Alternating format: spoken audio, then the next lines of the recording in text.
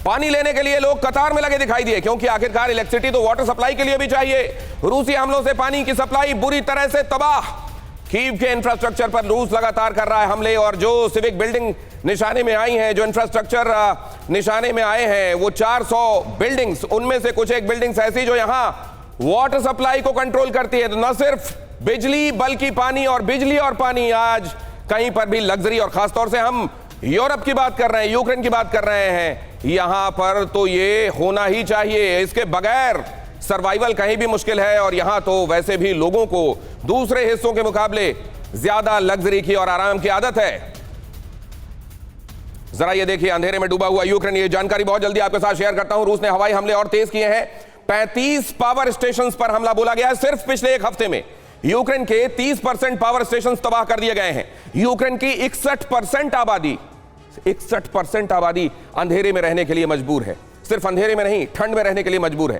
Kyiv समेत कई शहरों में पानी का संकट गहरा गया है। ज़ेलेंस्की के लोगों से अपील, सर्दियों के लिए तैयार रहें। सुबह 7 से 9 बिजली के उपकरण बंद रखें, यह कहा गया है। और यह भी कहा गया है कि शाम को 5 से लेकर रात में 10 बजे तक हैवी पावर यूसेज से बचें, वरना आने वाले दिनों में पावर संकट, इलेक्ट्रिसिटी का संकट और गहरा जाएगा। अब जरा देखिए, सबसे ज्यादा बिजली का संकट किन जगहों पर है। वो शहर आइडेंटिफाई किए गए। असल में जहां पर आप बमबारी पिछले एक हफ्ते में होते हुए देख रहे हैं, जहां पर जाकर ड्रोन अटैक कर रहे हैं, उन शहरों के नाम अगर आपको मालूम है तो ये देख लीजिए, वही है ये शहर। उनमें एक खार्किव है जिसको हाल ही में खाली कराया गया, निप्रो है, निप्रो हालांकि इधर आप देख रहे हैं माइकोलेव, कीव, जाइटोमीर, यहां सबसे ज्यादा बिजली संकट, क्योंकि यहीं पर असल में इलेक्ट्रिसिटी जनरेट करने के उपाय भी किए जाते हैं और यहीं पर हमले बोले गए। बिजली संकट क्यों है, जरा यह भी देखिए। रूस ने पावर स्टेशंस को जानबूझकर टारगेट किया है। उन्होंने कहा, यह बताया भी कि आने वाले दिनों में इस तरीके का जो क्रिटिकल इंफ्रास्ट्रक्चर है उसको हम टारगेट करने वाले हैं। रूस ऐसा कर क्यों रहा है? रूस ऐसा इन वजहों से कर रहा है। पूर्वी यूक्रेन में रूस पीछे हटने के लिए मजबूर है। आखिर कहीं तो भरपाई करनी है, सैनिकों का मनोबल बढ़ाना है, उसे कहीं तो यह बताना है कि चिंता मत करो, हम भी भारी पड़ रहे हैं ज़ेलेंस्की को लंबे समय तक दर्द देने के लिए, क्योंकि यहां सिर्फ इंफ्रास्ट्रक्चर एक दिन के लिए तबाह नहीं होगा।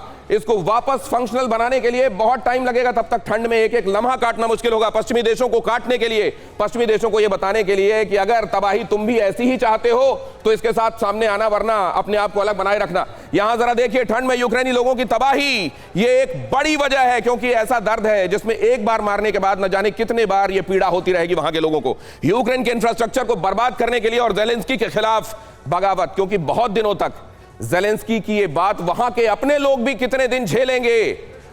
क्या वो वक्त आने वाला है जब हम ये देख सकते हैं कि ज़ेलेंस्की के खिलाफ भी लोग बगावत का झंडा बुलंद कर देंगे? दीपक वोरा साहब। 100% हर नागरिक की क्षमता होती है, और जब वो क्षमता से आगे निकल जाते हैं तो फिर बगावत होती है। सर, एक कहावत है, no person should be tested beyond his or her strength, और ये इस समय हम यूक्रेन में देख रहे हैं। एक चीज मैं और आपसे जिक्र करना चाहता हूं, मौका दें।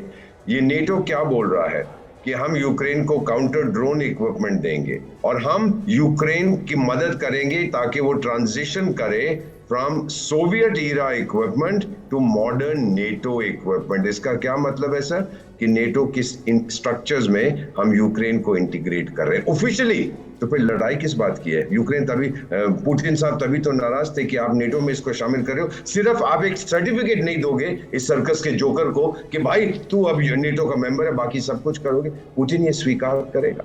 और जो इनकी डिमांड्स हैं नेटो डिफेंस मिनिस्टर्स के अभी और G7, पुतिन यहां से निकल जाए, वहां से निकल जाए, साइबेरिया से चला जाए, मॉस्को से चला जाए, सर बातचीत करने की संभावना क्या? राइट, खुद का आस्थाना में। बहुत बड़ी बात सर। और उस पर से यूरोपियन यूनियन इसमें यह कह रहा है कि एक तरीके का वॉर क्राइम है जो आप अंजाम दे रहे हैं यहां पर, इस तरीके से इंफ्रास्ट्रक्चर को टारगेट करके।